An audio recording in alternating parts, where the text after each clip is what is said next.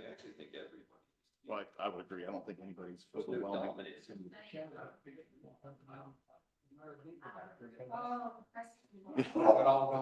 They're gonna put it in football now. They gave up Everything on? Is Bob here? All right, then let's,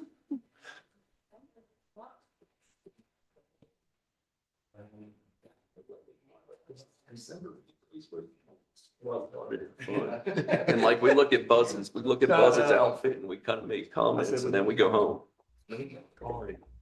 can you hear us, Bob? I can. Thank you. You can mention everybody, but. Public comment before the agenda. We're gonna follow the agenda. Yeah, I understand. I had them reversed in my mind. Okay. Let me call to order the meeting of the Highlands Town Board of Commissioners for December 12th, 2024. As always, our second item on the agenda will be a moment of silence followed by the Pledge of Allegiance. So will you join me in a moment of silence?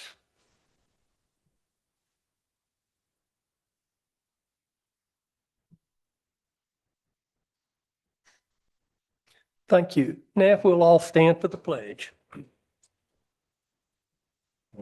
I pledge allegiance to the flag of the United States of America and to the republic for which it stands, one nation, under God, indivisible, with liberty and justice for all. Thank you. You may be seated.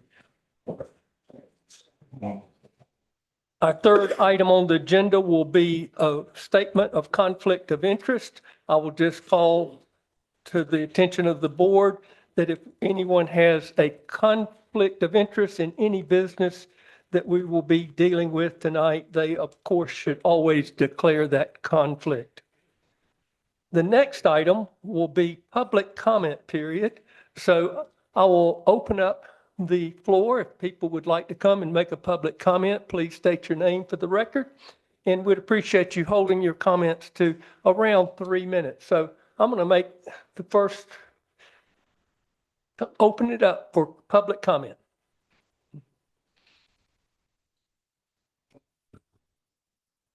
Okay. I'm Matthew Evers. I'm a resident here since 2004. And I understand that there's been going to be a presentation on a Bear Shadow event, and those people wish to place the event into the park. I'd like to say up front that I oppose this action. I oppose it for 3 reasons. And the first is, it's to my knowledge that the park is supposed to be open to the public at all times, and that you can't have a ticket event, to my knowledge, that prevents to gain access to that event. I do understand that we have other events in there, like the art show, and you can walk in there and buy things, but you can't be prevented from going there, nor can you be prevented from using the public bathrooms, which has occurred.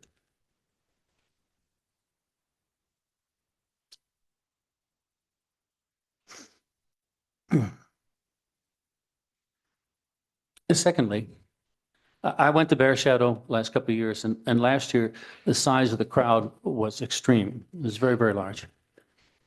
To me, that means there's going to be, they want to bring that many people here again next year. The parking situation down there was very, very large, but they still had to bus a lot of people in.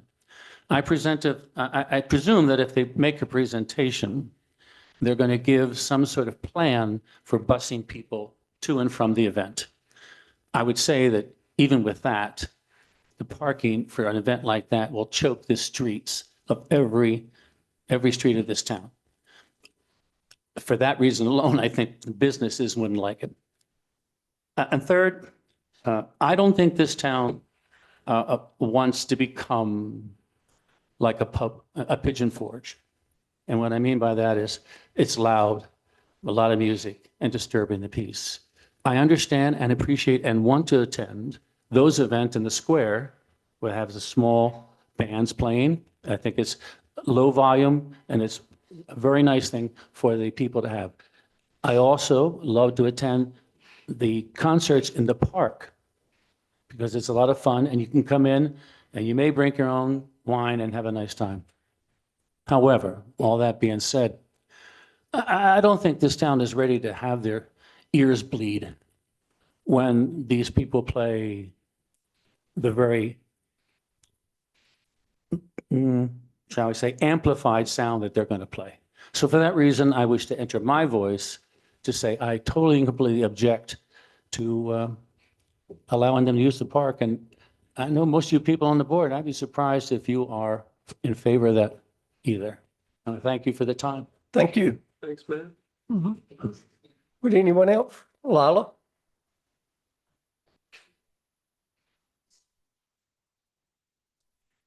Good evening, Mr. Mayor and Commissioners, and thank you for the opportunity to make a public. Is it on? Yes, it is. Okay, can you hear me? Yes. All right. Thank you for the opportunity to make a public comment tonight.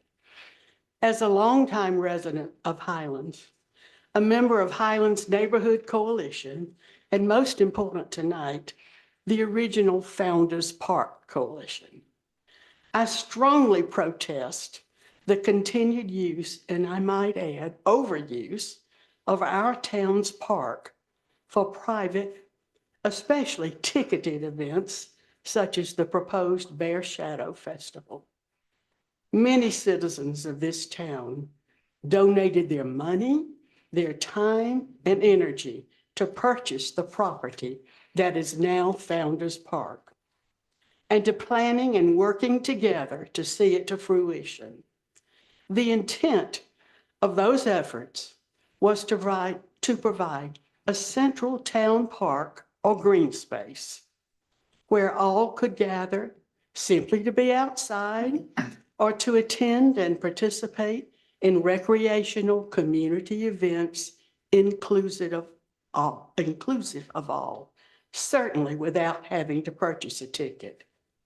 That the park is now used for huge private festivals that make it unavailable to the public for days at a time has become enormously problematic, as they inflict much strain on the park, not to mention the inconvenience the residents endure as far as parking, street closures, noise, and congestion that spill over into adjoining neighborhoods. It's time for the town board to follow the town's own policies and rules governing the use of its recreational areas. It's also time for the board to clarify and tighten the official process for the application and granting of use of our public areas for use by anyone for any purpose. It is my respectful request that consideration of the park, as well as the town's residents and neighborhoods, will be a part of the process, and access to the park for Bear Shadow and other similar mega events will be denied. Thank you. Thank you. Do we have any other public comment?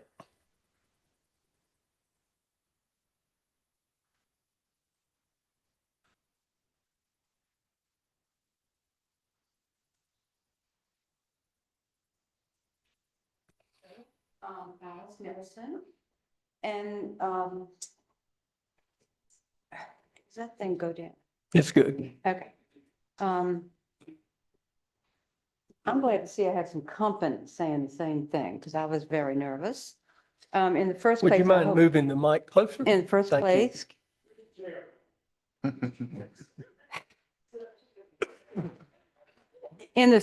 can you hear me? Yes. All right, all right. In the first place, I want to ask you all to disregard my black eye, which is getting better by the day. It has nothing to do with my comments here, which is, so that's likely, which is about the Bear Shadow thing, is what my comments are. And they're not as long as it looks like you all. I write really big so I can read it. And second thing, before I even get to that, I wrote these words before I read this paper or the other paper and see this article right in the front. And in a way about the Highlands festivals, et cetera, gives back, which is such a huge irony.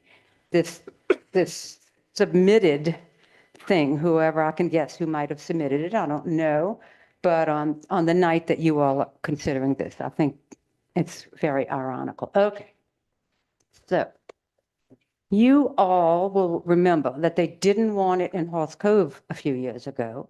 The residents didn't want it for all the obvious reasons which have been mentioned here. Large crowds, alcohol sales, commercialization, unnecessary traffic, parking, loud noise, etc. And by the way, loud noise is a given. I mean, that's not even debatable. It's the whole reason for a music concert. You want it loud. If I go to a concert, I want it loud. Who's ever heard of a quiet concert, and who would go to a quiet concert? To have the event in the park is inappropriate from both sides. The park is inappropriate for the event. The event is inappropriate for the park. When the park was initially conceived, as has been already said, a lot of town residents put up the money to buy that property, including my husband and me. I don't think any of the contributors envisioned or predicted that we would have to buy tickets, very often quite expensive, to attend events there, with the exception, of course, of the fundraiser for the maintenance of the park itself hosted by the Friends of Founders Park. That makes sense. Ever since the Horse Cove fiasco, the festival organizers have been wanting to get this event into the town of Highlands. Tonight's attempt is again the thin edge of the wedge, the proverbial camel's nose under the tent, and has a slight whiff of desperation, in my opinion. And if, in their effort to persuade you, they'll say, and this is why this article is so ironical to me, if in their effort to persuade you, they'll say, but yeah, we'll donate a percentage, I don't know how big, of the revenue we take into one of your town nonprofits. That's not even a ruse. It's little more than a bribe, in my opinion, to get you all to say, okay, cool, that's fine. Yeah, what makes it all right, we'll do it. Maybe one of the local country clubs would like to host this festival, or maybe the OEI would like to host it at one of their several properties. Or maybe the festival organizers need to forget Highlands altogether as its host and move to a nearby town where it would be more appropriate, like Franklin or Otto or somewhere else in Scaly. And how about the Village Green in Cassius? Okay, y'all, I'm almost done. And last but not least, I'd like to remind all of us of three things, all of us. More is not synonymous with better. Bigger is not synonymous with better. And at one of your library coffees, Mayor, just over a year or two ago, when Gary Wine, the executive director of Highlands Land Trust for 16 years, was your guest speaker, he said that Highlands had reached its carrying capacity. Those are his words and not mine. So why are we continuing to try to jam as many people as is possible into this town? Thank you. Thank you. Do we have any other comment, public comment?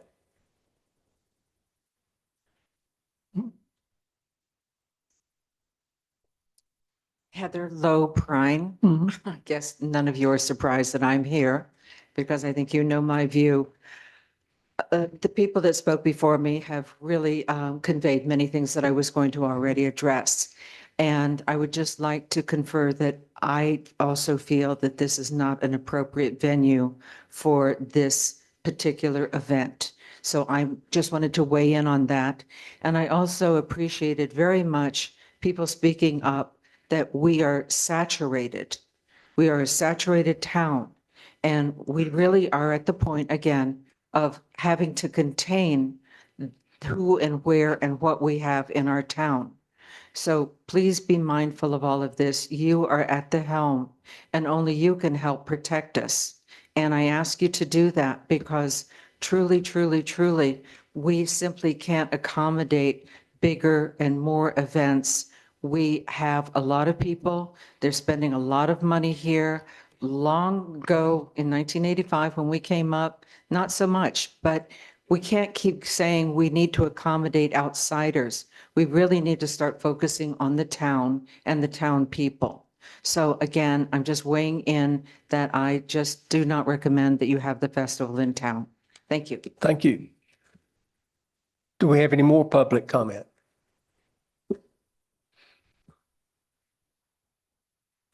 Last call.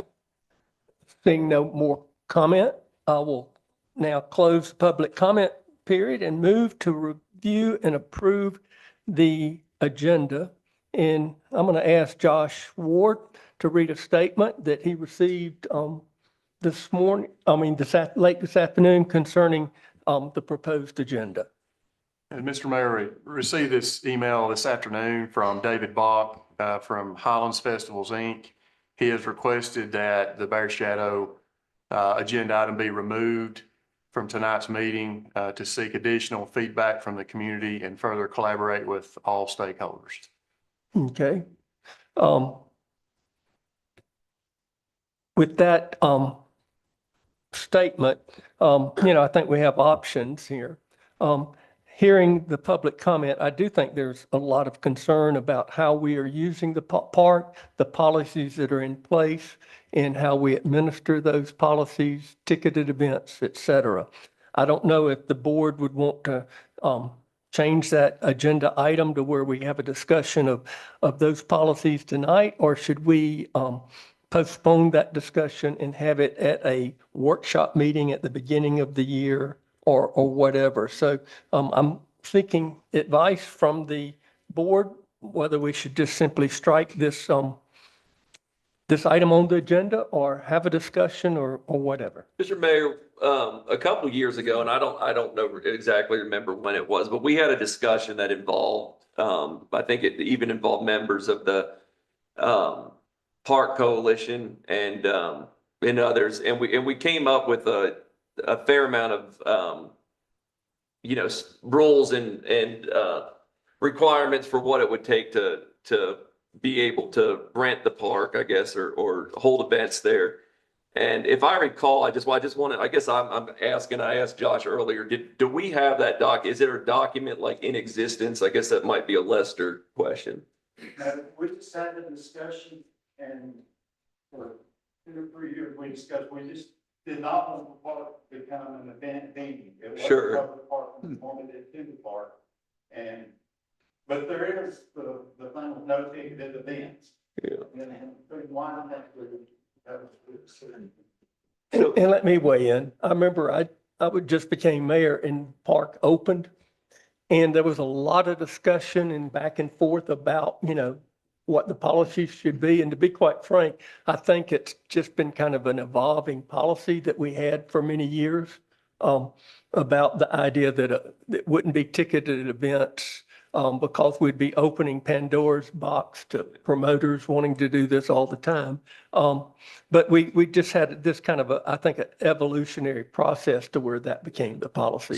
So to that point, I think we do need a firm policy that's in writing. And then I think even requests like this shouldn't even come before the board. I think it should just go straight to, in this case, Lester. And then obviously Lester can determine if it meets the criteria for something that's allowed in the park. And if it doesn't, then he just says, I'm sorry, you can't, that's not permitted in the park, and we move on. It's not something that even has to come before the board.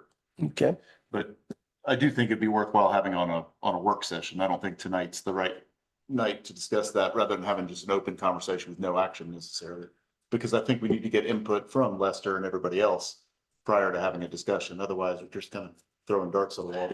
Yeah, there are some proposed things, everything from you can't nail it to the thing, and the weight of what can go on it because of the milk crates underneath, and Right. what you can do in the cobblestone area and those kind of things. So there were some proposals that were there. I don't know if we ever passed any of that. And I think some of what I'm remembering could be like recreation committee discussions. So it might not even have been involved in the full board, but I definitely think we need to do something. And I would agree with Jeff. I think it needs to be a planned work session where we can. Okay. What I'm hearing what you're saying. Why don't we schedule that for January because time is moving on.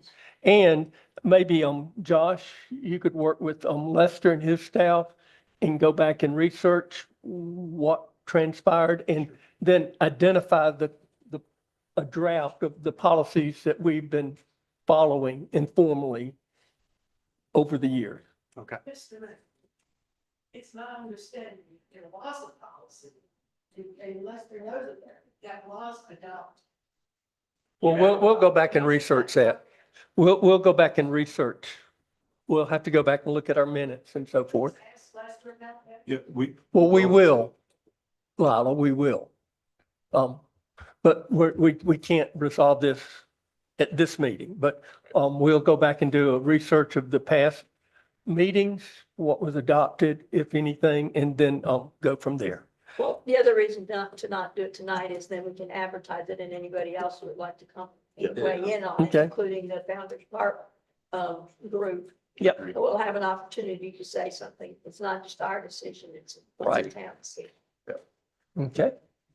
All right, so we do have this, the agenda. Do we have any other changes? In what I hear, we will just simply strike the Bear Shadow event request. And then, do we have any other changes to the agenda? make a motion to approve striking number 10. All right, Second. second, all in favor, please signify by raising your hand and saying aye. Thank you. Very good. The next item will be the approval of the November 21st regular minute meetings. Do we have any changes, corrections, or clarifications to those minutes? I was not in attendance. I was watching, but there is one clarification. I know I wasn't here. Somebody else can note that I'm noted as being present. You might want to change that. We'll make a change on that. I was on TV. Okay, We felt Gibby the will- spirit. Doesn't count. make that change. Okay. Any other changes? Make a motion we approve as amended. Okay, Second. second. Okay, all in favor, please raise your hand, signify by saying aye. And Mr. Commissioner Stigler, you approve? Oh, yes, I'm Okay, sorry. and you will not vote since you were not. That's correct. Okay, thank you. All right, the next item will be the reports, and it starts with the mayor's report. Let me just go over some of the things that I've been doing and observing. One, want to congratulate the whole community for the Christmas parade that we again put on Main Street this past week. It was really a wonderful experience. I appreciate, and I want to thank the chamber for organizing that. It's amazing behind the scenes how they have to line everyone up and get everybody moving. Appreciate our first responders, our police department, and everyone who makes this a secure event. And then all the people that participated in the parade. It was just a wonderful way to celebrate this Christmas and holiday season. Also want to say that we received a photo this week of what's going on 106, and progress is really being made. Matt Eberts and I went down there about 3 weeks ago, met with Ryan Bryson, did photographs. I put it on askmayorpat.com. It was a real challenge what they were doing at the time. This latest photograph indicates they've made a lot of progress. Again, I'm not going to predict a opening date of 106, but things are looking good. I'm very optimistic that if the weather continues and no more unusual circumstances happen, that, you know, this will be a project that will come to conclusion very soon. So wanted to go over that. Also, Josh and I've talked with Mayor Jack Horton of Franklin, and we've been talking that we used to have these joint meetings of the Macon County Commissioners, the council in Franklin, and the Highlands Commissioners to just talk about things that we can work on together and share information and ideas.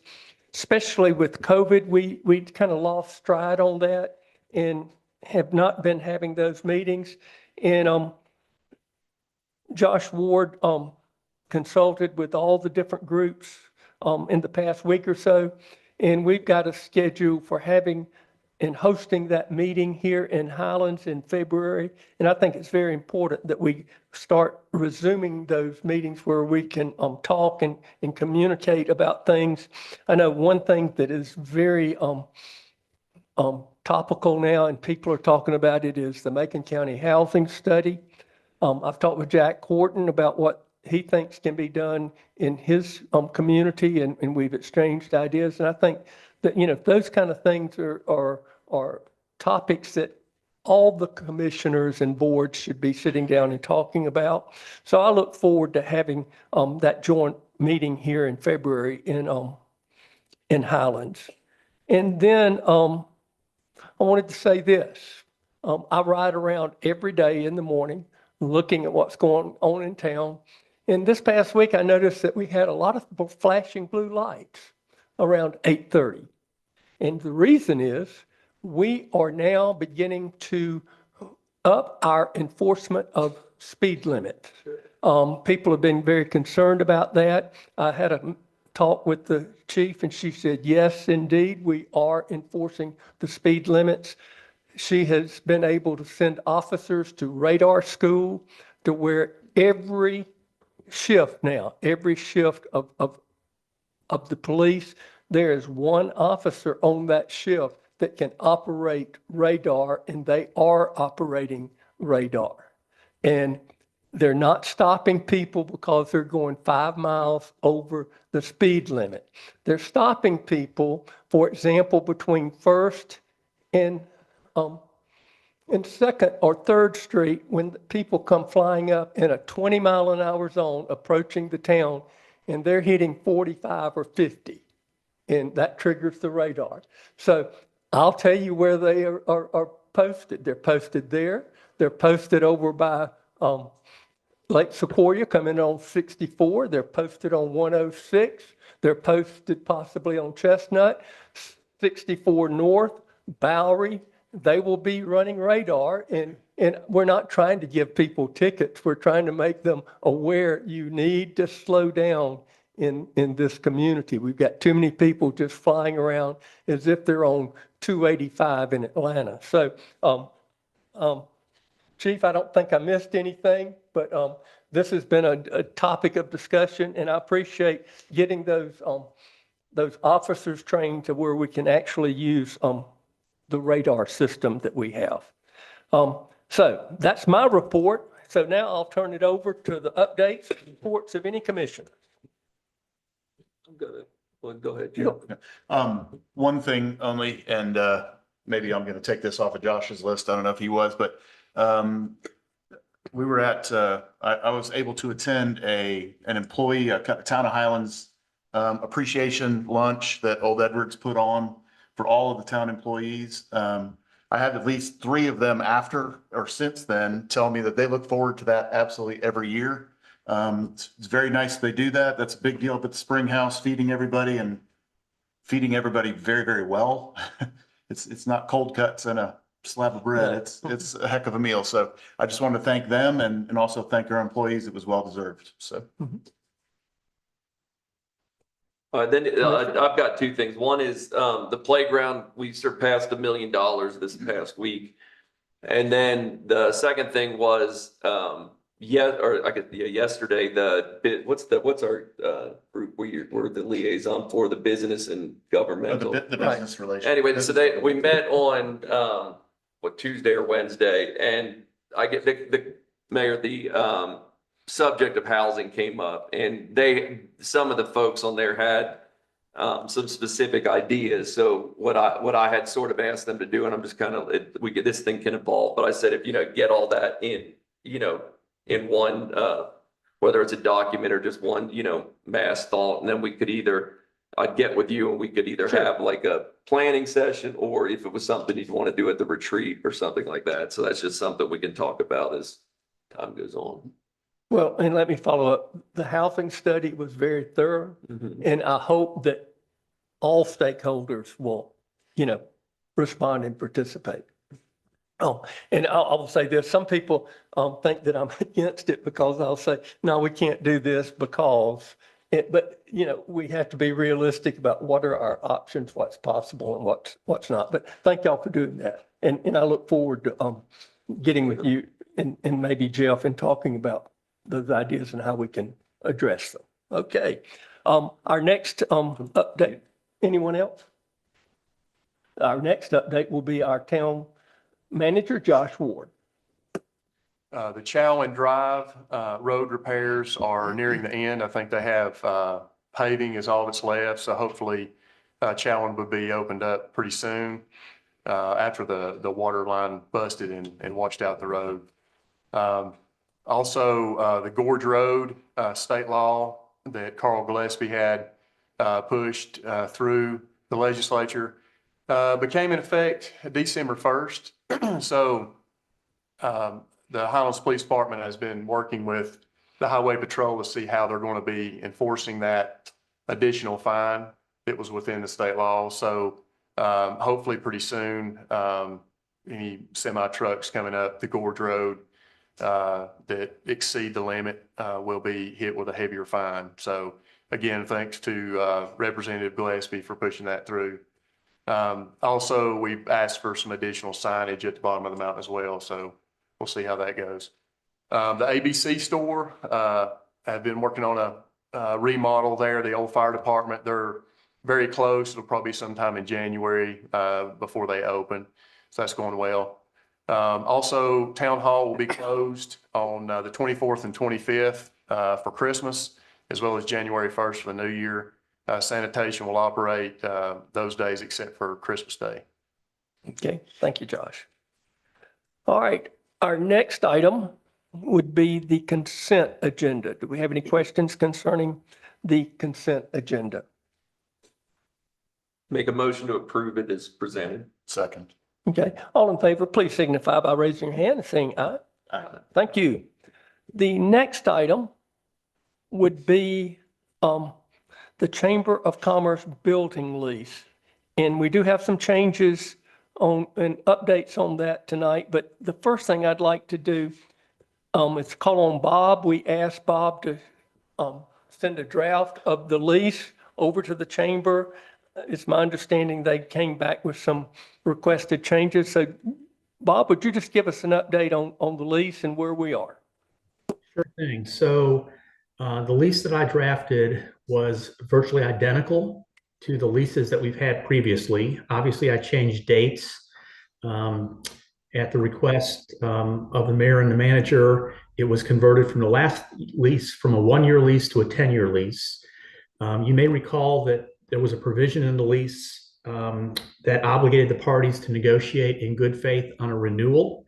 That was in last year when we had a 1-year lease. I proposed taking it out because I thought that was really relevant to what we went through over the last year or two. And if in fact you're going to move to a 10-year lease, I didn't see the need to keep it. What came back from the chamber were some basically drafting technical things that I have no issue with. The key provision, I think, is they put back in that obligation to negotiate in good faith, which would be 10 years out.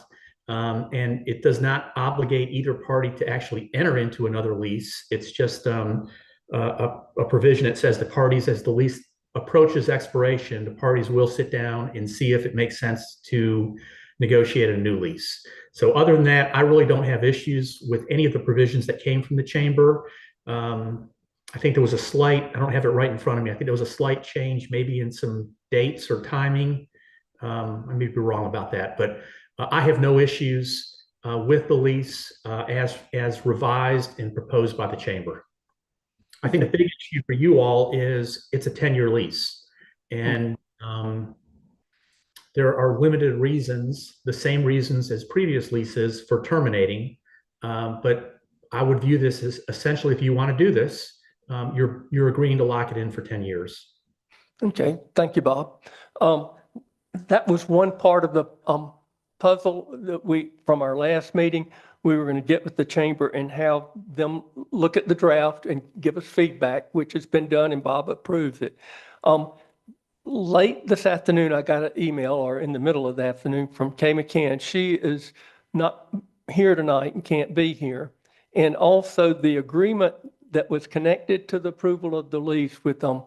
Lapoli has not been finalized and finished. So we're at a situation where we're in agreement with the actual lease, but that agreement with Mr. Lapoli has not been finalized. So with that, I would ask board direction on how we can proceed. Do we table this and revisit it in January with the idea that that agreement will be in place? I can say, I talked to Kay about this today, as a matter of fact, at the TDC meeting this morning. And I think that the agreement with John Lapoli, I think, is coming. I think it's just they haven't gotten there yet. So my recommendation would be to adopt this or pass this lease. And there's no reason to believe that they're not going to work out a deal with. Would you modify that with the condition, pass the lease with the condition that we are provided with that agreement? Yeah, so I'll make a motion. We pass the lease as written with the chamber's recommended changes, providing the agreement between John Lapoli and the chamber comes to fruition. I don't know how you want me to say that, but The contingency. contingent upon the fact that agreement comes to fruition. All right, Commissioner. I would second Welling? that. Okay. Do we have any discussion? Yeah, Mr. Mayor, I have a pretty serious reservation about a 10-year lease. 10-year leases, especially a flat lease of any sort, and certainly a flat lease at $0 for the most part. This is $1. I think is a commercial lease is unheard of. I would be in favor of 3-year lease. I just can't go 10 years on this piece of property based on what it is and the potential for change within the next 10 years. I think 3 years is certainly a gracious amount of time to allow the chamber to make any plans that they want to make, any changes that they want to make, any investments that they want to make, and not be hurt. And other than that, I fully concur with the remaining provisions of the lease. Okay, discussion? Motion in a second. Yeah, we do have a motion and a second on the floor. But this is the time for discussion. Yeah, any further discussion? Yeah, I'm just saying, don't forget that there's a motion. I in a disagree. second. I mean, I think the 10-year, Yeah. I know we look at it as a commercial property, but as far as the town's concerned, it's not a profit center. It's I agree. theirs. You're not a profit center. Right. But you have. But if the chamber ceases to exist or the visitor center ceases to exist, it comes back to us. They can't all of a sudden turn it into a dress shop Well, I understand at that. $0. I understand that, but again, the chamber is an entity. The visitor center is an entity. Mhm. And, what form that entity may take in the next 10 years can certainly change. And 3 years, again, I think is plenty enough time for a flat lease, commercial, residential, anything. I view this as almost like being a state senator. As soon as you win, you got to start campaigning. We've been talking about this. This has been discussed for 2 years and we're just coming to the fruition of. Right, but I think what potentially could change is the use of the room tax. I mean, if the county decides Exactly. to pursue that, then that Okay. changes their financial position. And that may make a difference as to how we proceed with this and how they proceed. Sorry. I was muffling myself. The thing that might change in the next few years is the room tax money and how it's allocated through the county.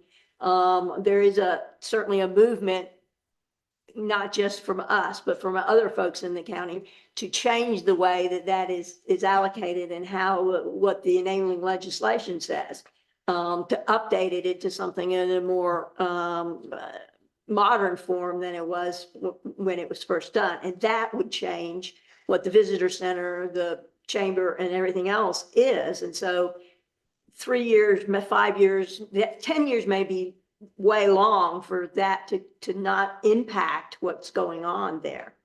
And I think if we're in good faith and we're happy with what it is and they have the agreement with the Lupoli and all that, I don't see any reasons that it just doesn't roll over without us having to discuss it anymore. But if that changes, then they need to be able to change, and we need to be able to change to go with the times. And that's the one thing that I can see that might change. It would impact what we're doing here tonight. Understand the change and I mean, changing one way or the other, they get more money, they get less money, they can spend it on different things. But let's say in 3 years, it changes to where they could pay us rent, but they're already doing the other deal with Lupoli, which means they're already contributing, so to speak. What would change in 3-5 years that, what would change about that building and the function of visitor center and the chamber? Well, everything. Well, one thing, for Potentially. one thing, we don't know what the deal with Polly is, if it's 1 year, 3 year, 5 year, 10 year. There you go. Well, it needs to be contingent, well, Well, that's, I mean, that's, Yeah. we're saying contingent on, we're just always said, we're Yeah. contingent on them coming to an agreement. We have no idea what that agreement is, but again, like I said, I think a 5 year term is. Yeah. is pretty. What All right, well, then, is our acceptable? I'll agreement? modify my motion. Let's split the difference and say 5 years. I'm fine with 5 year. I mean, it's, Buzz? Well, I certainly think that's better than 10. You know. Part of compromise here. I'm all for compromise. That's why I say 3 instead of 1. You know, the reason we've talked about this is because there has been change. It hasn't been that, oh, we've just come down and, you know, we've been flapping our gums for 2 years and the chamber's been flapping their gums for 2 years. We've actually had discussion because things have changed and there has been modification. So what we're about to do is put in another lease that at whatever time it comes due, it terminates, matures. If there's no change, it keeps going.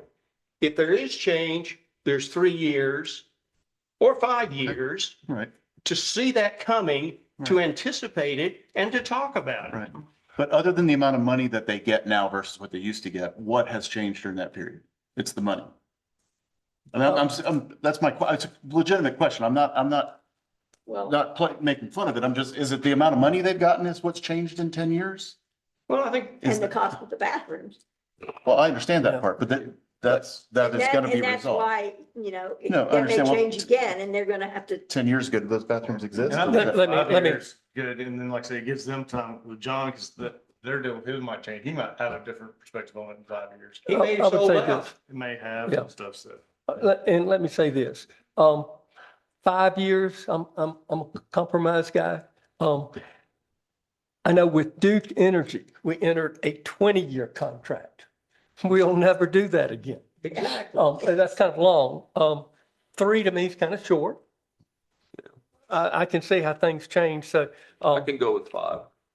you modifying yours. Yeah, I'm gonna for 5. modify my motion Okay. to, from 10 years to 5 years. 5, okay. And that, does the commitment to, Yes, and it's still contingent upon but the bathroom commitment needs to be that same That's- period. Yeah, the same so period, that needs- correct. There needs to be at least that. Yeah. commitment. And I would If second they that want to do motion. longer with him, that's their Yeah. business, but I mean, just I'll as far as second we're the new concerned. That comes from Agreed. Jim. Okay, Mayor, before you vote, yes, so I've been listening attentively. I just want to make sure folks understand that as drafted, there is nothing in the lease that obligates a continuing commitment on the bathrooms. It's Well- not recognized or spoken, and I just want to make sure before you vote that you understand that if you approve this lease, for example, for 5 years, if the bathroom deal falls apart, even if you sign it, Mayor, based on something that's presented to you that satisfies your expectation, if that agreement falls apart or is terminated, you still are locked into a 5-year lease as it's currently drafted. and here's what I would say, Bob. Once we enter that allocation leaves our budgetary process, so then it becomes an issue between the 2 other parties and not the town. Yeah. Understand. I just want to make sure everybody understood. It's not our real estate. And what happens if at any point in the process, as Bob says, if this thing falls apart, yes, we've washed our hands, we're done, but all of a sudden, we're drugged back in. It doesn't matter whether we necessarily. washed our hands or not. If Lapoli bails, if the chamber bails, whatever happens, they're public bathrooms for the most part, because we have an agreement with Lapoli to keep them up. We're going to be drugged back into it. But would our agreement not become null and void at that point because somebody else has now agreed to take care of them? That's the I mean, it's not our real estate. But their inability to curious take about that. care of them, I don't think, then what are we going to do? You're going to just say, oh, well, John, you own the dirt, you clean them. We had to have an agreement before they got the money from the Main Understand. Street to do it. And How I don't long of know a what, commitment was that? pardon? How long of a commitment was that? I don't know. That's what I'm saying. I don't know what technically what that Right. commits anybody to. For what length of time? Well, I think ours is a contingent that they enter an agreement with Napoli for at least 5 years. Yeah. And then, Well, I agree. I think that agreement, though, needs to be airtight. well, that's what I'm saying. And- Ours is contingent on it being that way, and we need to see that before we approve this. So, 100%. Yeah. I think what Buzz's meaning is they can't do a 3-year contingent and then not do Exactly. it in 3 years. And then we have 2 years worth of that's what it needs to be. building at least zero 5. rent and Right. nobody's cleaning the bathroom. Right. Well, if the motion is 5 years on our side and 5 years, Yeah. we have to see the 5-year commitment with Lapoli in writing So do we contractually. want to pass this tonight or wait till we see the commitment? I mean, we're not passing. Well, If we- it meets the agreement that. We have a motion on the floor. Yep.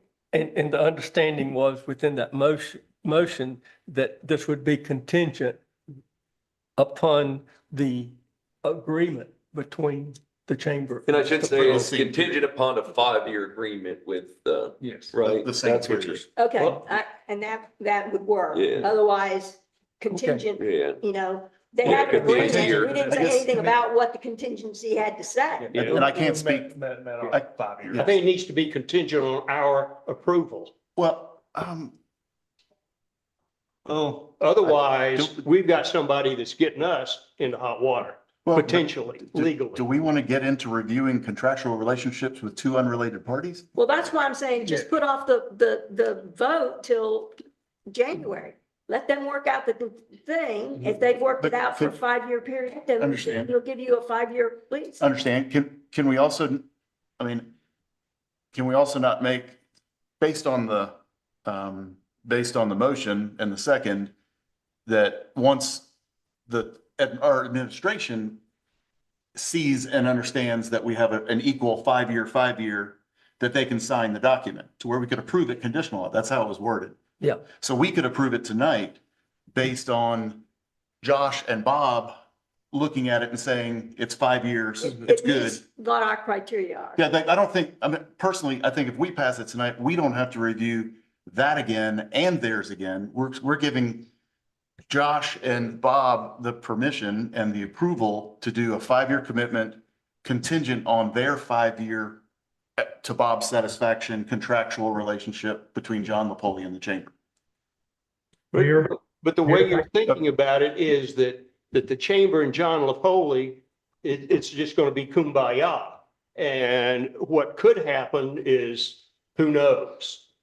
And what they may agree to as far as a 5-year may not be what we want to see happen if the chamber, or if something happens to the relationship or to the property itself in the next 5 years. Okay. Bob? Yeah. Just comment. Yeah, so again, I'm not pushing any particular decision on you all, but I want to make sure you understand legally, if the chamber and the property owner reach an agreement and they're parties to it, they could always by agreement terminate it. So my point is that the way the lease is drafted right now, even if they present something that we find acceptable going into it, we have no legal right to enforce that agreement or insist that it remains in place. Now, if it's important to you that that agreement remains in place, I can draft language to the lease that makes that gives the town the right to terminate, for example, in the event that that agreement referenced and maybe as an exhibit is terminated or modified. But right now, legally, if you approve this lease, even if they come forward with an agreement that the mayor, Josh, and I approve and says, yeah, this is a 5-year agreement on the bathrooms, the way the lease is written, if the two parties decide to tear that agreement up, we're in a 5-year lease. Okay, Okay. exactly. Well, I so mean, then we've it got to makes, have some kind of, we've got to have some kind of confirmation from the chamber that if indeed what Bob says happens, we've got to know what the revision is going to be. What's the thing going to revert to? Not confirmation from chamber, but if we have what he says in addition to our lease with them. Well, it just needs, yeah, it needs to terminate. If their agreement terminates, so does our lease. And well, that's so what then we- I'll rescind my, I mean, I agree with that. I'll rescind my, motion and, I think we just need to wait till January and instruct Bob to put that in the lease. Yeah. I'd second that. Bob needs to Okay. add that to the lease. Are we in agreement? Yeah, are we then talking about 5 years?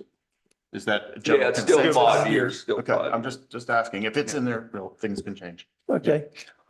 Bob, can you do that for us? I can, once we see the agreement between the other parties. And Okay. then I'll work with Josh and we'll figure out the best way to protect the town in the event that that agreement falls apart or is terminated. And obviously, we'll have to share the revisions to the lease agreement with the chamber, and they need to agree to it as well. Okay, very good. And before we get off the subject, while you're looking at that, if we're also concerned about the reason we've been taking care of the bathrooms is because there was a contractual agreement in order to get the grant, in order to build them, how long was that commitment? I mean, I would assume it's run out by now. We can look that up. Yeah, but I just think that's worth having as far as information for all of us. Yeah. Okay. All right, well, we will wait until, we'll table this and bring it back up for review in January. Okay, very good. All right, the next item will be, we are skipping the Bear Shadow event and dealing with that in January. Our next item will be a request by Fred Mott for an easement. Fred? And come on up. We've got the information in the packet, but please come forward.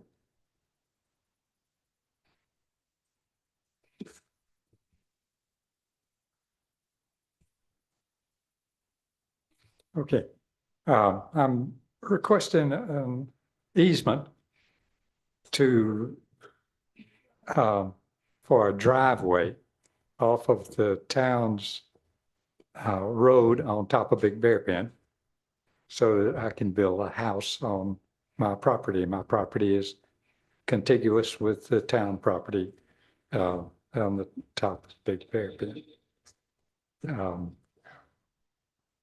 I've Yeah. looked at the drawings and everything. Yes. Basically, what you're saying is allow the residents of that house come up the road that services our tower and everything up there.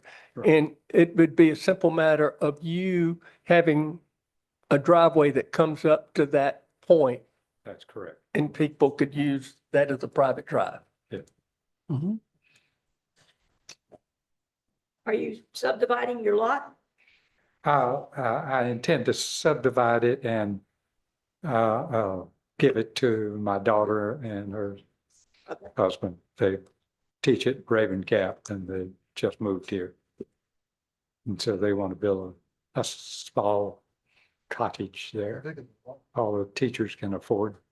So you want to make sure you have that easement before you subdivide the lot and put a house up there. All of it Got it. together.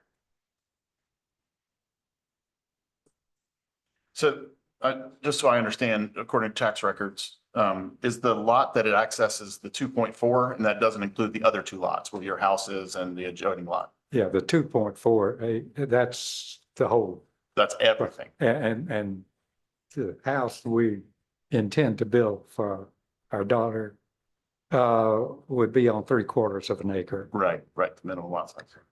But that's all three parcels, so to speak. Yes, Okay, that's a 2 point. yeah, it's, Are those actually combined parcels? Nope. They have three different PIN numbers. yeah, they So it's already stuff. changed. No, Yeah, they can still they've been subdivide. combined. Yeah, But okay, I do have three different lot numbers there. right. That's why I was trying to, because the parcel that this accesses is like 1.3. It is now, it would be 0.75 acres when we, I drove up there, I checked it out. Yep. Question I have, is there a reason why this is more desirable than coming off of Bear Pen on the opposite side that's flat? yeah, it would be quite difficult to, just because of the way the land slopes there towards the, away from that property. That property is a flat piece, right at behind the water tower, as you probably noticed. Right. And, Right, I mean, right now, there's stuff in that road next to the water tower, so I mean, if on a normal basis, if they're doing maintenance up there, you can't get through. Yeah. So I'm asking the questions because this is the first time I was on that property. It accesses the Northland Cable property, the water tower, the water tanks, and it's right, the road is like from myself to Eric from the water tank. Yeah. Is it a platted road though? No, Okay, it's an access, it's a road access. okay, because it looks on the thing here. It's part of the parcel. It appears to be, is it part of a parcel? There's a right of way through there for all those property owners to use, but it's a deeded right of way is what it appears to me. The But one it that- currently is not deeded to access that property. But it doesn't include access to his property. Oh, got it. Lamar and I did look at it and we did have the tank sandblasted and painted. The tank is right on the side of this little drive going in. So any work to be done on that tank has to be done from the road, which would block any access to the property. And you can't get a road in from Margaret's Lane up at the property line? I don't know. I didn't look at Margaret's Lane's access point. Because it's a straight shot up. I mean, You could, I looks looked like you at could the come off of a Big Bear Pen there, maybe at the property line, adjacent property line, but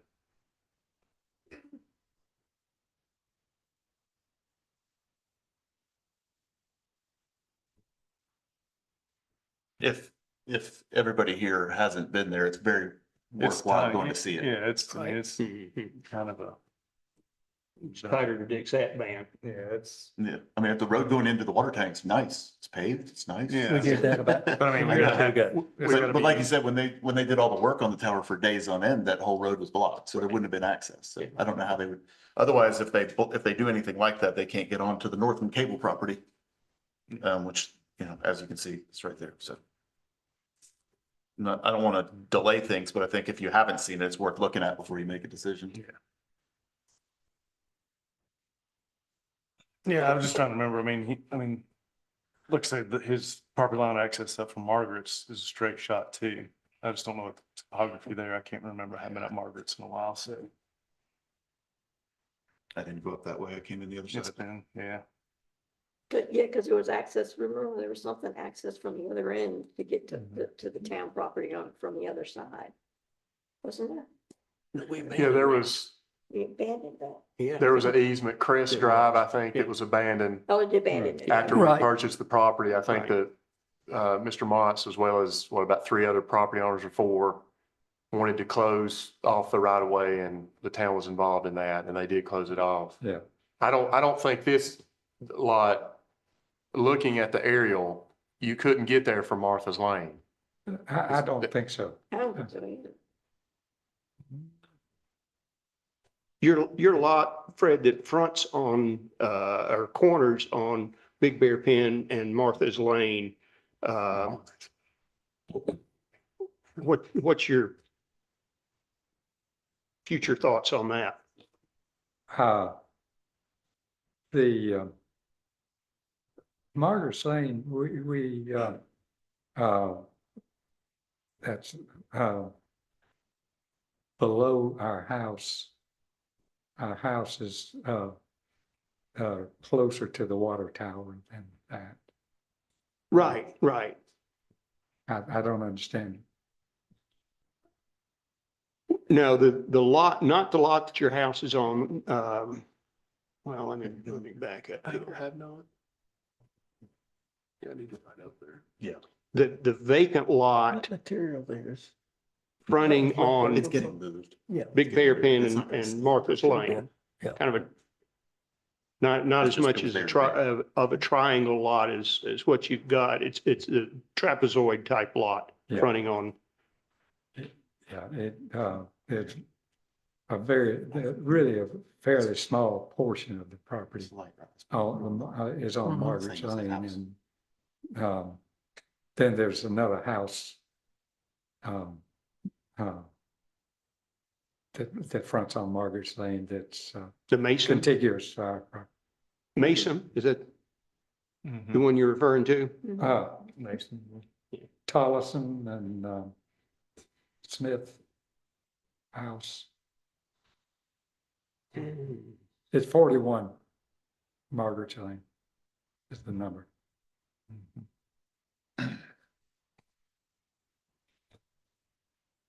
I guess my next question, if there's gonna be a house built for your daughter. Yep.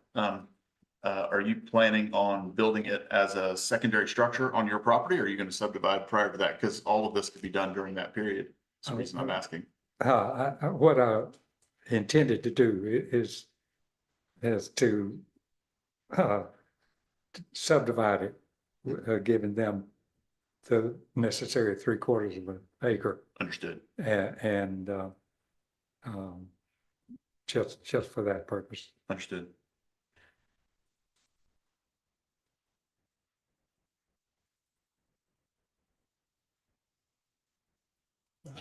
Like I said, I don't know how many people have been up there, but it's very worthwhile going to see before. Well, Yeah. I hate I to mean, table something and delay it, but I think it's no, worth doing. I agree.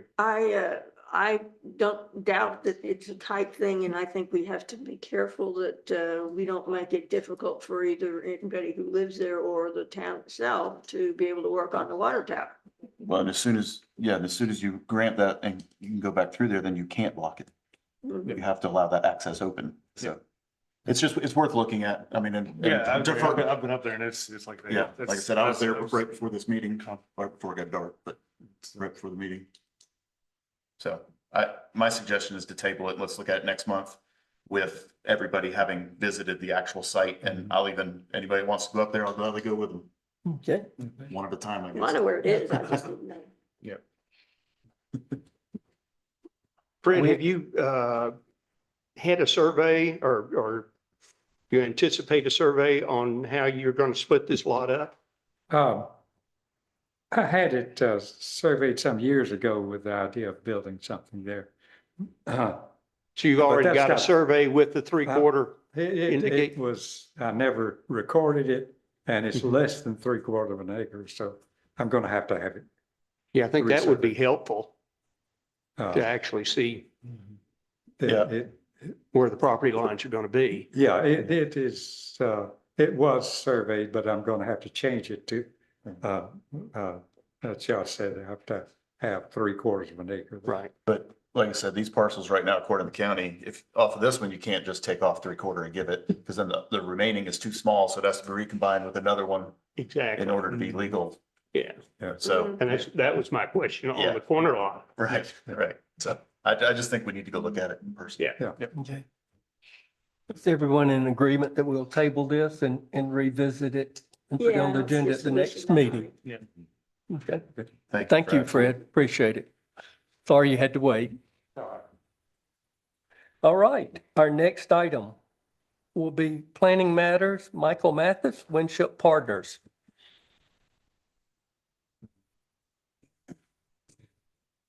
Thank you, Mr. Mayor. I'll be quick. If you'll remember, when Ship Partners preliminary and final plat got brought to you last month, there was concern raised about the septic tank and a new repair area, if they would have enough room for a repair area if this new lot line is created.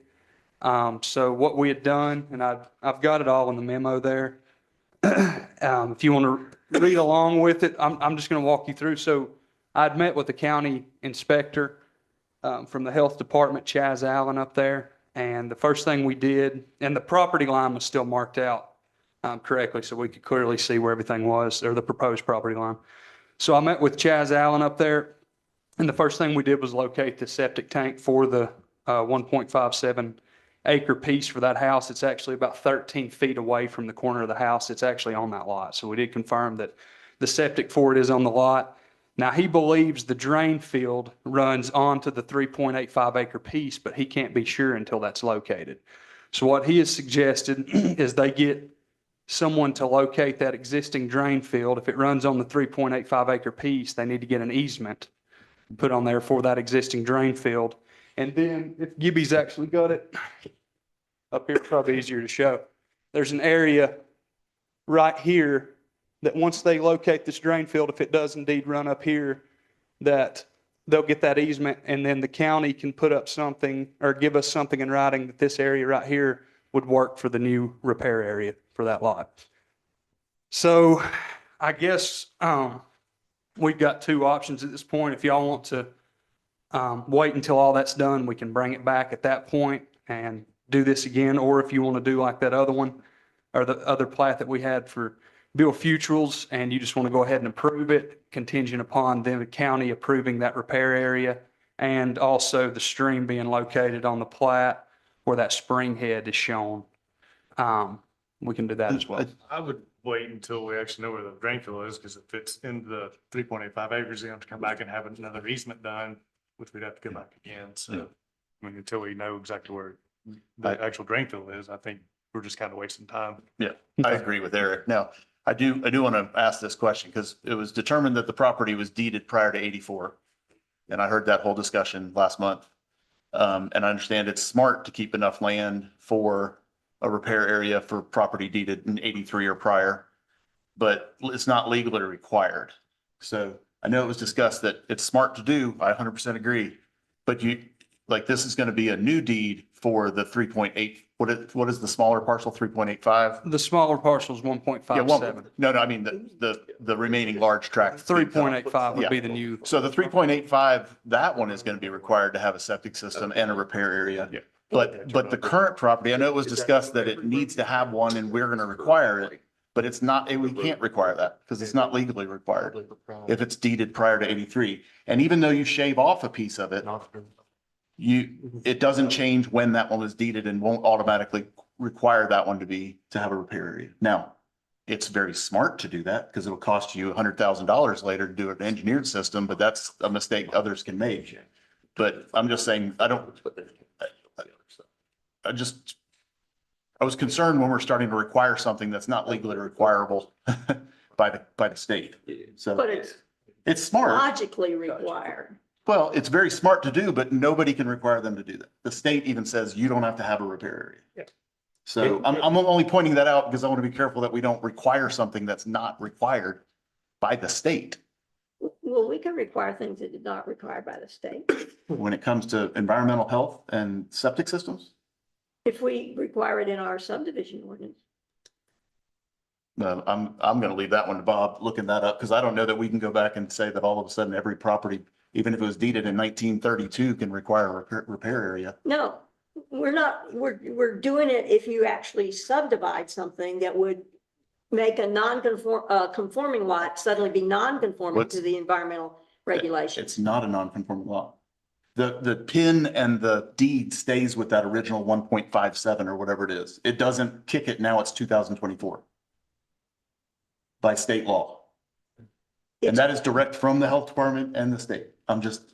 Well, if their original drain field is on somebody else. No, that I agree. And I think we should wait until they locate it and we can have an easement or whatever is necessary. That I agree with Eric wholeheartedly. That needs to happen. I'm only saying that we can't require them to have a repair area on the 1.57. Now, is it smart to do? Absolutely. It's silly to not keep a repair area and cut off 3.85 acres and not allow yourself that ability. But according to state laws and regulations, we can't require them to have a repair area for the environmental health aspect, the septic system. I know Eric deals with septic systems a lot, has installed a bunch of them. And that is the regulation. I'm just Yeah, saying, whether you agree with it or not, I wish everybody had to have a repair area, but it's not required if it was deeded prior to 84. And I agree with that completely. And I also think that it's beyond our purview to require them to show us where their drain field is currently. That's a civil problem between, if they decide to sell off this 3.85 acres. I don't disagree. That's their problem between the new buyer, Well, why the heck do we? not us. Why the heck do we approve subdivisions? We're approving what's on the ground. I mean, we can't go in and say, oh my gosh, we didn't know that there was a water line that ran from this old spring and you still got water rights and we approved it. And now somebody comes back and says, well, the town approved this. Yeah. Yeah. You approved this subdivision and I bought this lot and there's a water line across there. Water line is not my problem. Water line is the individual property owner's problem when they sell it. They either have to disclose it, make provisions for it, change it, whatever. Same way with the current septic system. If the current septic system is completely on the 3.85, that's their problem, not ours. We can't go in and start digging up stuff, excuse my French, digging for dirt. But we created the problem by allowing them to subdivide it. They're well within their right to subdivide it. We haven't created any problem. We don't know that there's a problem. We're digging for a problem. Bob?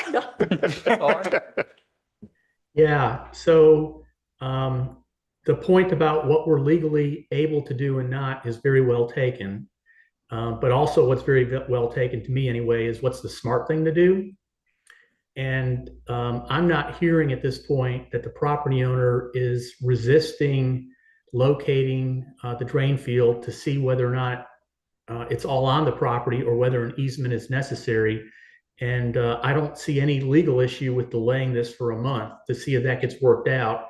And possibly we avoid the legal issue of whether we have to or don't have to approve it by getting it in a position where you're excited to approve it.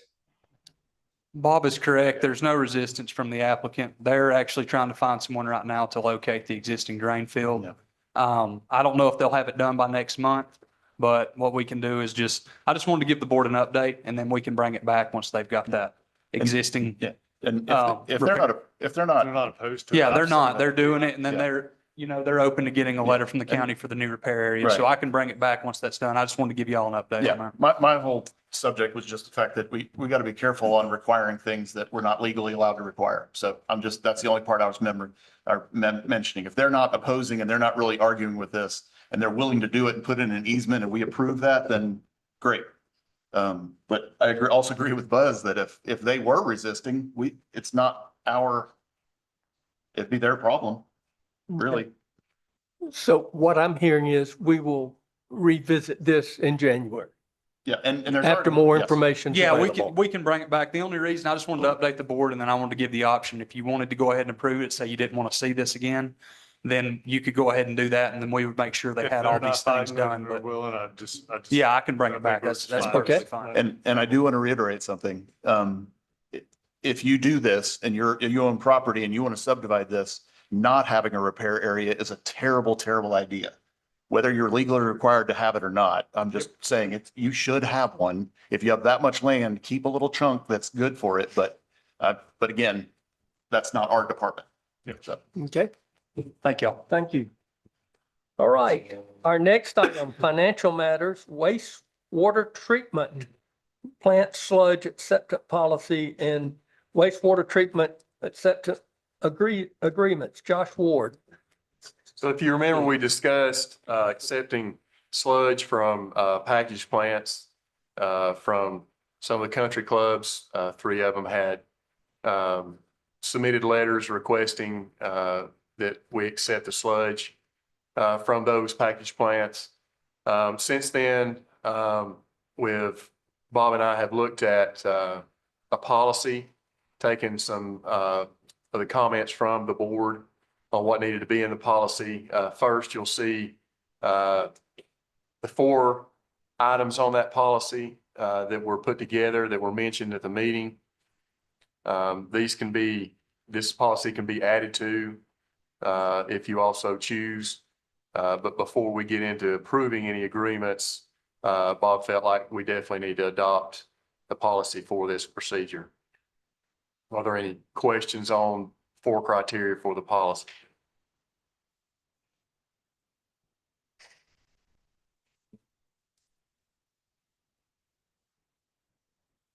So you need a motion to approve the policy?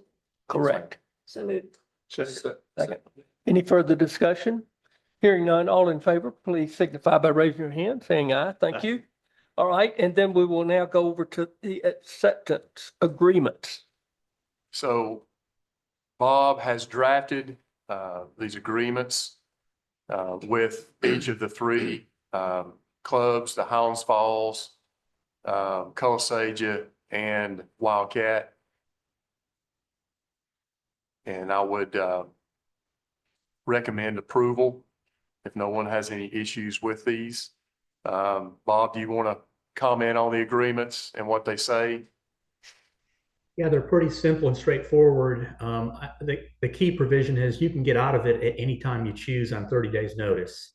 It does prohibit them delivering industrial sludge or sludge from a septic system, which is what you're contemplating. It initially sets the compensation as 25 cents per gallon. You have the right to increase or decrease that on 30 days notice. I mean, it's an agreement, but you have a lot of control if you decide to change your mind. But we'd have to sign this every year. This is good, looking at for 2 years. It's through December 31st, 2026. We can do it for a year, starting out, if you would. No, I'm just saying, I don't particularly think it needs to be shorter. Yeah. Okay. 2-year agreement. So at this point, the 2 years you're good with? And to the 25 cents, I know per gallon, Lamar had come up with calculations on that. So. And I was going to ask Lamar, we have the mechanism to measure the gallons of sludge that are coming in. Yes. Okay. It's not a guesstimate. Okay. All right. Any other questions? Or we call the question. I want to make a motion to approve the wastewater treatment plant sludge acceptance agreements. All right. Second. Second. For all 3. All three, correct. Yeah. Yep. All in favor, please raise your hand, signify by saying aye. Aye. Thank you very much. Thank you. Thank you, and Bob and Josh for working on this in Lamar. Thanks. All right. The last item on the agenda would be the audit presentation by Travis Cheever of Gould Killian CPA Group. Can you hear us, Travis? I can hear you fine. Can you guys hear me? Yes, sir. All right, good deal. We have recently completed the audit for the town for the year ended June 30, 2024.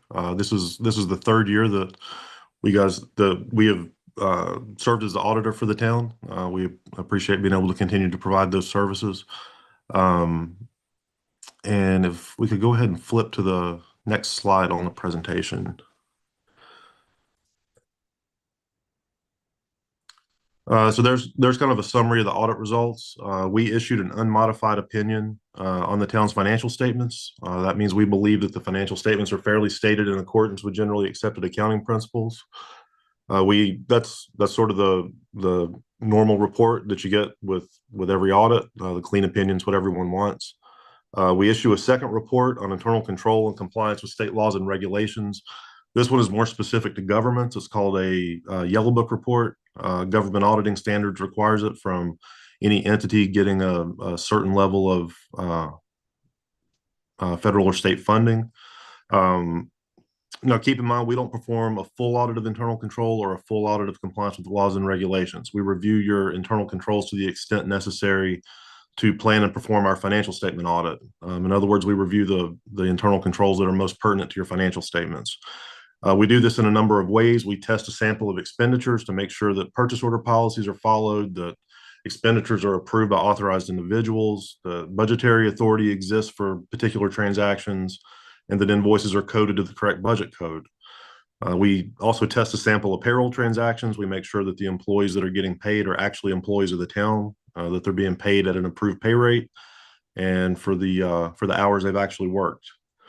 We also conduct walkthroughs with key personnel in the town, in the finance department in particular, to ensure that a system of checks and balances appear to be in place as it relates to controls over the town's financial information.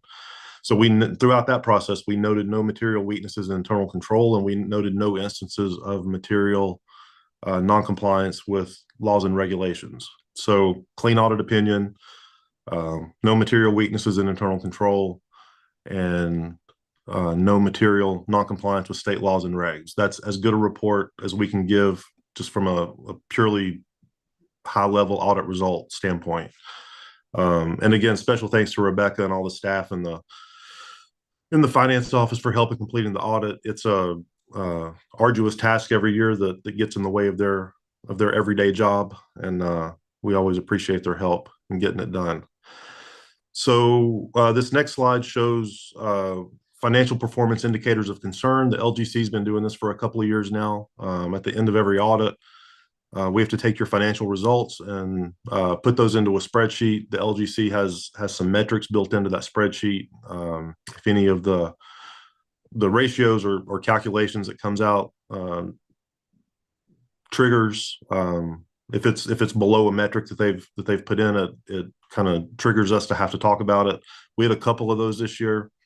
One is dealing with the quick ratio in the water and sewer fund. Without getting too deep in the details, a quick ratio is a measure of current liquidity in a fund. They want to see a quick ratio greater than 1 in the water and sewer fund. That's a measure essentially of current assets over current liabilities.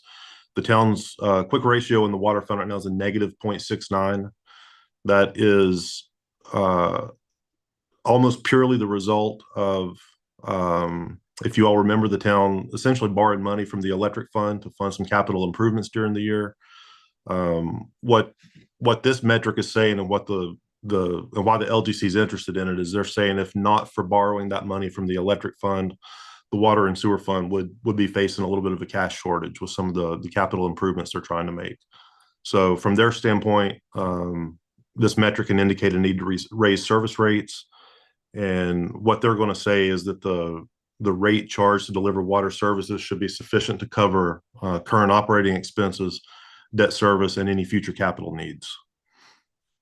Now, the other financial performance indicator, we had a small budget violation in the public building department. That department as a whole was over budget by about $66,000 due to the community building renovation project. The project itself was under budgeted just a little bit due to anticipated reimbursement by a local entity. The full cost of repairs should be budgeted without consideration of contribution from other entities that may come in, or the budgetary expense shouldn't be predicated on the timing of receiving that reimbursement. So that did trigger a small budget violation. We don't consider that to be material, but the local government commission wants us to report back to you with any budget violation. So that was the one that existed this year. This is a chart showing a summary of the revenues of the town that are coming in. It's relatively similar to last year. Again, ad valorem taxes, as expected, would be the biggest chunk of your revenue at just a little over $3 million. You've got fire taxes of $1.2 million, and intergovernmental revenues, which is basically POW bill and some other grant money, of about $982,000. and then about 1.6 million in local option sales tax. Those are kind of the big chunks, and those are pretty consistent with most municipalities in the state. Okay, this one is the same chart, just on the expenditure side. Again, a lot of these are pretty similar to last year. The general government expenditures, 2.5 million, 27% of total. That's up a good bit because of the community building project. The public building expenditures are lumped into that, and so we had the community building renovation in there. And then the purple section, one's called transportation or streets or public works. Different places call it different things, but it's up a good bit due to some repair work up on Little Bearpin Mountain and a good bit of paving that went on during the year. Everything else is pretty consistent with previous years. And this shows a kind of a trend line for the total fund balance in the general fund versus available fund balance. Of course, available fund balance is a statutory calculation the state looks at that kind of dictates what the board can legally appropriate each year. Both of those have been on a pretty good upward trend. We had kind of a planned decline during FY24, again, due to some of the capital expenditures that we just talked about. And so fund balance dipped by about $1 million, again, because of the capital.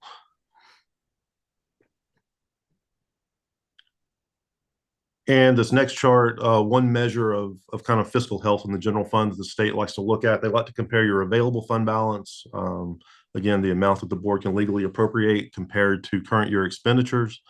They look at that as a percentage, on a percentage basis. Again, the municipal average in North Carolina is a available fund balance does equal about 62, 63% of expenditures. That means most towns are keeping between 7 and 8 months of expenditures in available fund balance. The town is tracked right with other municipalities in the state most every year. Of course, it dipped a little bit this year. Expenditures went from 6.1 million to 7.9 million, again because of some of the planned capital expenditures, and so that raises the denominator essentially in that equation, and bumps the percentage down. But that, depending on how you guys budget going forward, that should be a one-year blip, I would imagine. And these are just some statistics with the water and sewer fund. Again, this is going to be the one that based on that financial performance indicator we talked about earlier with the quick ratio, is going to be the one that the LGC kind of focuses on when they're looking at the town's numbers. The working capital, which is current assets minus current liabilities, is about $2 million compared to $230,000 last year. That looks really good on paper, except for the fact that we borrowed a good bit of essentially cash from the electric fund during the year. So that's kind of inflated that $2 million number. Your unrestricted net position, that's kind of the equivalent of what you call retained earnings in a business. That's actually dropped into the negative category this year. It's about negative 2.8 million. And we've had an operating loss, a pretty sizable operating loss for the second year in a row. And again, that would be sort of a measure of if you were a business, be looking at your net income. And again, that's the state's going to look at that and say that rates should be high enough to where we're not running operating losses. Because if you're running an operating loss and you're not generating any retained earnings or any capital to make future capital improvements. Cash flow from operating activities, we generated about $260,000 in cash, and again had a net increase in cash overall of $7 million. That's a little bit of an anomaly this year. Again, we've got cash sitting in there that we borrowed from the electric fund, and we've also got about $5 million of grant funding for some lake dredging that is sitting in there that, at least as of June 30th, none of that had been spent, but it was fully restricted for that one capital project.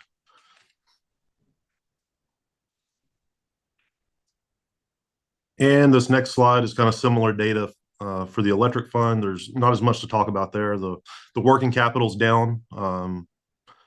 In the electric fund, again, current assets over current liabilities, simply because we lent about $4 million in cash from the water fund. So that's no longer in the working capital number for the electric fund. Operating income is down a little bit from last year, but still pretty healthy at right at $500,000. And again, the electric fund generated $430,000 of cash flow from operating activities. They had a decrease in cash of about 4.4 million, again, because we lent it to the water fund. So that one transaction is really the cause of pretty much any change from last year in the electric fund. And that is about all I've got, and I'm happy to take any questions. And again, we appreciate being able to provide audit services for the town for another year. Travis, I have a question. Water and sewer fund. Yep. I know we're struggling. We raised rates this past year. Are you saying that that's sufficient to service the debt and operate the system going forward? Or do we need to be looking at yet another rate increase coming up? I mean, I think depending on what your 5 to 10 year capital plan looks like, that's sort of the determining factor. It's pretty easy to gauge. I'm sure Josh and Rebecca can pull reports that kind of show what the operating costs are over a number of years. So it's pretty easy to gauge what the water rate needs to be to cover operations. The tricky part is you got to generate enough cash above and beyond the operational costs to make any capital improvements. Not taking into account grant funding or anything like that you may receive. But that's where a lot of municipalities are kind of struggling, is trying to find kind of that sweet spot between not raising rates too high to actually raising rates enough to keep the water system up to date, make improvements where you need, capacity expansion where you need, things like that. And let me just end with this. I've been the mayor now this will be going into my 12th year. I've always had the impression and understanding our reserve funds, whether enterprise or general funds, we're strong. We're still strong, but because we've been doing a lot of infrastructure needed upgrades, like in the electric and everything, those reserves are not as robust as they've been in the past. Is that a good assessment? Yeah, I mean, I think that's fair to say. Again, in the general fund, we saw a decline in fund balance this year. Again, that was a planned decline. We did a pretty big project at the community building. We've done a lot of street paving the last couple of years. Pretty big project on Little Bearpin Mountain, if my memory serves. Those were pretty big ticket items that happened in one year, and I'm sure that was all taken into account from a budgetary standpoint. So yeah, that does decrease your reserves there. Water fund, your reserves, honestly, if it wasn't for the money that was borrowed from the electric fund, you wouldn't have any reserves in the water fund. Right. It's kind of being kept afloat by that money coming in from the electric fund. The electric fund reserves still look pretty good. That's a tricky industry now, and it'll probably become even trickier going forward. A little bit hard to predict, with rates and such. So I'd be hesitant to go too far into the future, relying on the electric fund to also kind of act as a bank essentially for the water fund. I'd be hesitant for that to be a long-term strategy, if you will. Okay. Any questions of Travis? Hearing none. Travis, we appreciate the work that your company does, and we appreciate you taking the time to give us a briefing tonight. Thank you very much. Yes, sir. Thank you all. I appreciate it. Okay, that brings us to the end of the agenda. Hearing no further questions, I will entertain a motion to adjourn. All in favor? We're adjourned.